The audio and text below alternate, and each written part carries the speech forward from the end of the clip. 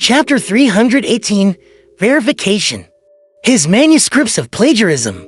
No, his manuscript of creativity should be considered a very valuable book. Could that bookmark be a card of blasphemy? Klein's heart skipped a beat, lightly tapped his molars, and quietly activated his spirit vision. However, he didn't find anything abnormal. He then scanned the other bookmarks and obtained the same answer. That's right, if it's that easy to detect it, it wouldn't have remained. Till this day, for me to have this thought, Klein deactivated his spirit vision. And once again, he thought via a method of elimination. Based on the details he had learned from Rozelle's diary and the personality the Emperor had shown. As far as he could tell, since Roselle had said that the book with the card of blasphemy was valuable, it couldn't be too ordinary. Or it wouldn't satisfy his sense of warped humor to use lots of valuable knowledge to serve as a foil for an unobtrusive bookmark would be a form of teasing the recipient of the book. Thus, books with value, but aren't of great value, can be ignored. In that case, Klein looked around, trying to make sense of it, completely turning a deaf ear to what the guide was saying. In summary, in the entire study, the only book that fulfills these conditions is that manuscript of creativity. The others are only ordinary in value. With Rozelle's personality, he definitely wouldn't choose them. Yes, Roselle is the kind of person who would claim he'll hide the secret in the most obvious place. But none of you can find it, as Klein imagined this. He added a cackling expression to the Emperor in his mind. Of course, there's no way he could confirm that the bookmark was a disguised card of blasphemy, because the books Roselle had, which were of great value, clearly included those in the field of mysticism. And those books were definitely not going to be put on display by the Church of the God of Steam and Machinery. Yes, I have to first confirm if it's the card of blasphemy before considering if I should take action. Unfortunately, I can't use the date the 20th of January as a method of elimination. No one knows which bookmark is placed into which book and on which day. Klein silently muttered to himself and turned to look towards the guide. He asked with a smile, do the books on the shelf also have things stuffed in between them? For example, a note written by some noble lady to Roselle. This question made many men give a knowing chuckle. The female guide shook her head and said, no, there aren't any. The books that contain other items have all been taken out and placed here for everyone to see. This is just a restoration of Emperor Rozelle's study, not the restoration of a particular point in time. There is no need to maintain an immutable state. Klein laughed and said immediately, I understand. This sure is disappointing. That's simply great. There's only one bookmark in the entire exhibition hall that requires verification. The difficulty has greatly fallen, he added happily in his heart. As the guide introduced Rozelle's favorite books, Klein looked around the room again, taking in the overall layout. To restore the room from more than a century ago, there were no gas lamps around the room. The lighting mainly relied on the iron-barred oriel windows that were a few meters away, and the huge crystal chandeliers hanging from the ceiling. As for the brass lamp on the desk, there were no candles installed. It was purely a decoration. Looking out the oriel window, Klein saw the yellow, withered lawn and a straight, iron-black lamppost. He took note of the location and turned his attention back to the book the female guide was introducing. In his mind, he began to analyze the feasibility of the theft. There's one premise. According to Rozelle's intentions, the various churches and the ancient royal families wouldn't wish for him to spread the cards of blasphemy and destroy the stable order that has been in place for more than 1,000 years. Therefore, if I'm an archbishop in charge of handling this matter, I will directly burn all of Rozelle's items. If the cards of blasphemy can be destroyed so completely, the outcome will perfectly suit the thoughts of the deities. If the cards of blasphemy are difficult to be destroyed, they will definitely expose their abnormality after the burning. Since Rozel's items still remain, that means that he used certain methods to make everyone, including the deities, believe that he had sent out all the cards of blasphemy without keeping a single one.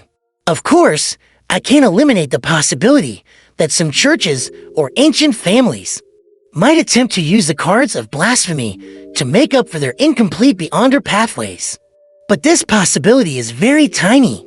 This is because it will give Rozel an opportunity to come up with a united front strategy. There wouldn't be a need for him to go so far as to destroy the order by spreading the cards of blasphemy. In that case, his diary will show a certain level of confidence and corresponding concern. And he definitely wouldn't be left with pessimism to the point of only thinking of relying on that ancient secret organization. Furthermore, it's been more than 100 years. The Church of the God of Steam and Machinery, who has retained these remains, must have made numerous supplementary searches. Therefore, no one would believe that the Church of the God of Steam and Machinery remain hidden in here. In other words, the security level of this exhibition wouldn't be too high. Besides, the most important point is that Backlund is currently under siege by the terror caused by the Devil's serial murders. The Beyonders of the three churches must be sweeping through the entire city. The amount of manpower that the Machinery Hive Mind Squad can afford to place at this unimportant exhibition would be extremely limited. Yes, the thing most worthy of protection here is Rozel's diary. Many Wild Beyonders worship the Emperor greatly. They believe that the book written with independently created symbols must contain more profound mysteries. There's a motive to stealing them, and they have the ability to do so. Therefore, the guard's focus will definitely be in that exhibition hall. I'll do a divination above the gray fog when I'm back to verify my analysis. However, I have to first test if it's a card of blasphemy. Otherwise, I would be taking a certain risk and wasting tremendous effort only to steal an ordinary bookmark. If that happened, I might as well lie back in my grave. Yes, how should I verify it? It can't wait till I infiltrate again. And I don't have an opportunity to do so now. I have to find someone to help. I have to be careful. Kleins followed behind the guide with a focused expression, as though he was very attentive. Miss Magician is an apprentice. She is able to go through walls and doors. It's like she possesses a master key, so she's a good candidate. However, she's only sequence 9. The mission of infiltrating to do the verification is way too dangerous for her. Miss Jaw, no, she wouldn't be up to this. Let her get a thief to help. No, that won't do. There are Beyonder guards here. The thief would most likely get caught on the spot, which will expose the fact that someone is looking into Rozel's bookmark. Miss Sharon, she's powerful enough, and her state is suitable for this kind of quest. But the problem is that the card of blasphemy is a divine object that can make most Beyonders willing to kill. I still don't trust her enough. Klein thought, analyzing the helpers he could use. Gradually, he had a candidate in mind, Miss Justice. Is it possible for her to use her wealth and power as a noble to touch the bookmark, using her interest as an excuse? HMM, there are plenty of opportunities. Furthermore, this method won't alarm anyone. It would be beneficial for me to sneak in and steal it in the future. The more Klein thought about it, the more he found it feasible. As for the question of how to verify it, as the card of blasphemy possessed anti-divination and anti-prophecy characteristics, the only solution he could think of for the time being was to attempt to destroy the bookmark. Doesn't anti-divination and anti-prophecy mean that using a similar method on a particular object that hides a card of blasphemy would result in failure or interference? Wouldn't that be tantamount to exposing itself? What it really means is that even with the card of blasphemy, divining it will be equivalent to divining an ordinary object. The divination would result in something equivalent to the ordinary object. In any case, I can't figure out what password the Emperor set. I can only use such a simple and crude method to confirm it. If the card of blasphemy can really be destroyed, then it only means that I'm temporarily unfated with it, yes. With the Emperor's liking, perhaps I can try an activation incantation. He once joked in his diary, saying, "My fortune is yours for the taking, but you'll have to find it first." I left everything I own at the ends of the fog sea, and the card of blasphemy is one of those treasures. The activation incantation could be set to one piece in ancient Hermes? That's not right. That way, there would be no one who can obtain anything unless a second transmigrator appears. This isn't in accordance with the Emperor's intention to create chaos and destroy order. So the corresponding word for Pirate King was in either Hermes or ancient Hermes? Klein slowly confirmed his thoughts, paying more and more attention to the layout of the exhibition hall. Under the guidance of the female guide, they left the restored study and entered another exhibition hall. When everything was over, and he was free to move around, Klein said, a little embarrassed, "Excuse me, but I would like to know where the washroom is." "Upstairs. No, that's where our office is. If you follow this path until the end before turning left, you will see it." The female guide politely pointed in a direction.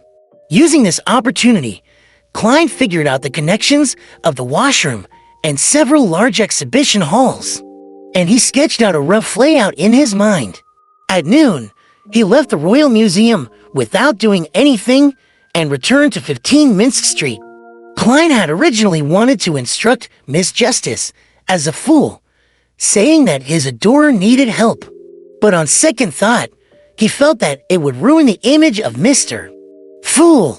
As an unfathomable figure, he has to appear calm and collected. He can't always be helping his adorer. At the very least, he can't be personally bringing up such matters.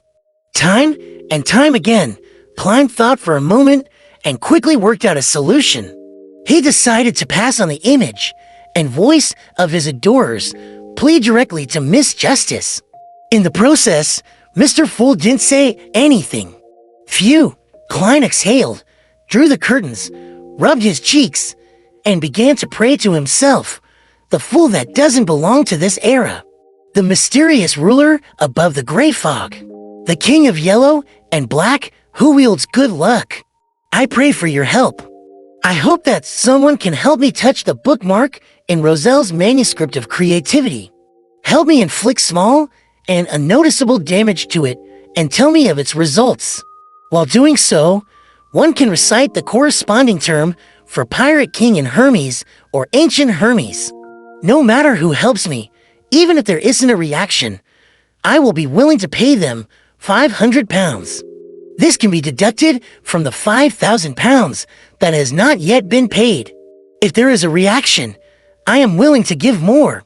After doing all of this, Klein waited for a moment before entering the gray fog, and he saw the scene of his prayer displayed on the screen of light.